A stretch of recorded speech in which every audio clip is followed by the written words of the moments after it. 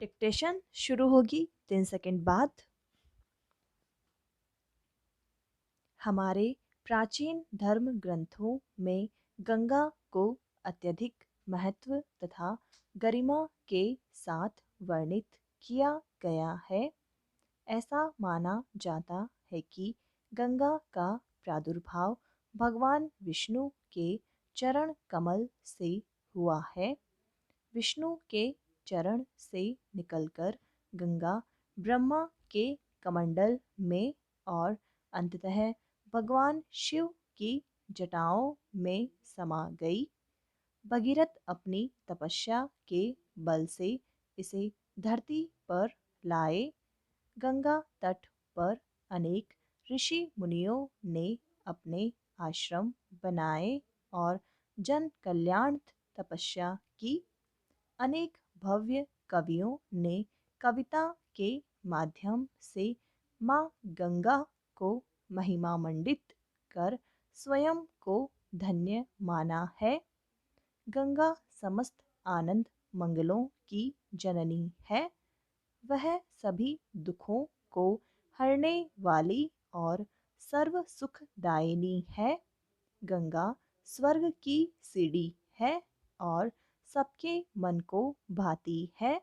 गंगा की महिमा का वर्णन न केवल धर्म ग्रंथों और भक्त कवियों की रचनाओं में मिलता है, बल्कि आधुनिक शोधों के आधार पर भी यह सिद्ध हो चुका है कि गंगा में अन्य नदियों की तुलना में रोगाणुनाशक गुण कई गुना अधिक पाए जाते हैं।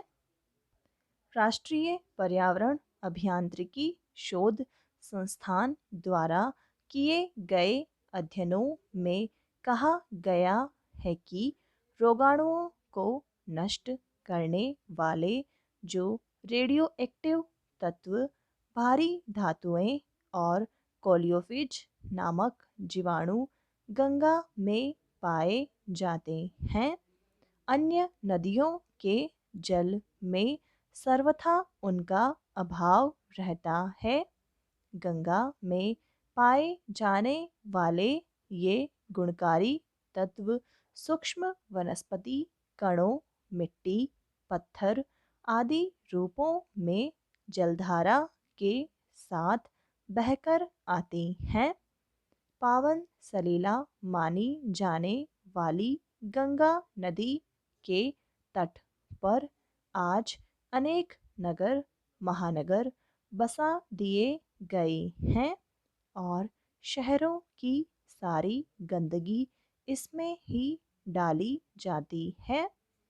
नालों से निकले मल जल, कल कारखानों से निकले अवशिष्ट पदार्थ, कृषि संबद्ध रासायनिक अवशेष, बड़ी संख्या में पशुओं के शव, अधजले मानव शरीर छोड़े जाने और यहाँ तक कि धार्मिक अनुष्ठानों के दौरान बड़ी संख्या में देवी देवताओं की प्रतिमाएं आदि विसर्जित करने के कारण आज इसका अमृततुल्य जल अत्यंत दूषित हो गया है।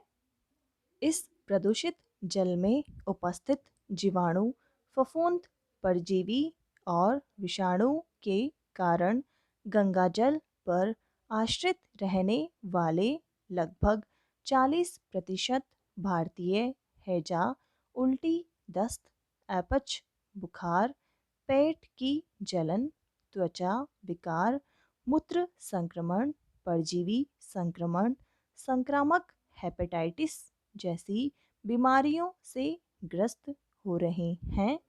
हाल ही में विश्व स्वास्थ्य संगठन ने गंगा को विश्व की सबसे प्रदूषित नदियों में से एक मानते हुए इसका प्रदूषण स्तर निर्धारित मानक स्तर से 300 गुना अधिक बताया है। आज गंगा अमृत के स्थान पर जल के रूप में विष उगल रही है और ऐसा होने के पीछे कारण है हमारी आर्थिक सोच का दिनों दिन नकारात्मक होते जाना।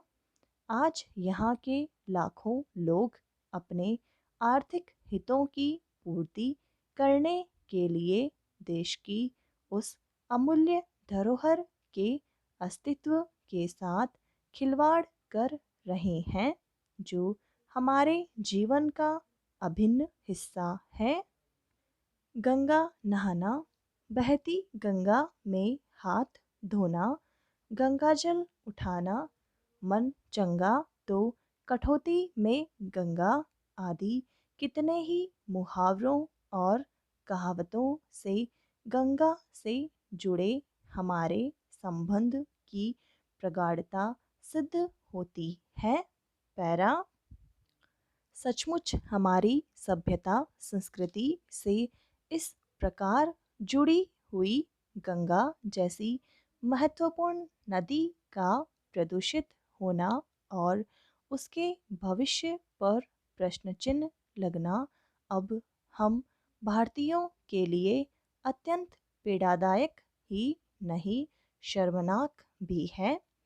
हमारा मुख्य उद्देश्य अवरोधन व दिशा बदलकर नदी में गिरने वाली चिन्हित की गई अपरिष्कृत प्रदूषित इकाइयों से घरेलू मल जल उपस्थित विषाक्त तत्व एवं औद्योगिक रासायनिक अवशिष्ट पदार्थों के उपचार द्वारा जल की गुणवत्ता का संवर्धन कर नदी में प्रदूषण भार को कम करना था। योजना का पर्यावरण के अनुकूल न होना, केंद्र राज्य व स्थानीय सरकारी निकायों का आपस में सामंजस्य न होना, अनुपयुक्त जनबोध एवं विभिन्न परियोजनाओं से जुड़े लोगों का नेतृत्व करने हेतु स्थानीय तकनीकी विशेषज्ञ का अभाव, गंगा रक्षा हेतु राजनीतिक समर्पण एवं उचित दृष्टिकोण का अभाव और उत्तर प्रदेश व बिहार द्वारा सुविधाओं को जारी रखने हेतु लगातार बिजली उपलब्ध न कराया जाना। वर्ष 1995 में गंगा कार्य योजना का और विस्तार कर इसमें अन्य नदियों को भी सम्मिलित कर इसे राष्ट्रीय नदी संरक्षण योजना नाम दे दिया गया। अब इस योजना के दायरे में 35 नदियां आ गई। वर्ष 2009 में गंगा को राष्ट्रीय नदी घोषित करने के साथ साथ पर्यावरण संरक्षण कानून 1986 के अंतर्गत national Ganga river basin authority का गठन किया गया। विश्व की दूसरी बड़ी नदी होने और अत्यंत प्रदूषित होने के कारण गंगा की सफाई करने हेतु यह राशि बहुत अधिक नहीं है। विश्व बैंक के भारत के निदेशक ओनो रहल कहते हैं कि गंगा बहुत बड़ी नदी है, इसके आसपास घनी आबादी है और यह नदी अत्यंत प्रदूषित हो चुकी है। वर्ष 2014 में केंद्र में भारतीय जनता पार्टी की सरकार बनने के बाद प्रधानमंत्री श्री नरेंद्र मोदी द्वारा नमामि गंगे योजना का प्रारंभ किया। रुपये 2037 करोड़ की गंगा सफाई की इस योजना की घोषणा के साथ ही साथ केंद्र सरकार ने गंगा संरक्षण मंत्रालय का गठन भी किया है। इस नई सरकार से देशवासी गंगा कल्याण को लेकर काफ़ी आशान्वित हैं। आज सुप्रीम कोर्ट के साथ साथ हमारी सेना भी गंगा को स्वच्छ बनाने में मददगार साबित हो रही है। समाप्त।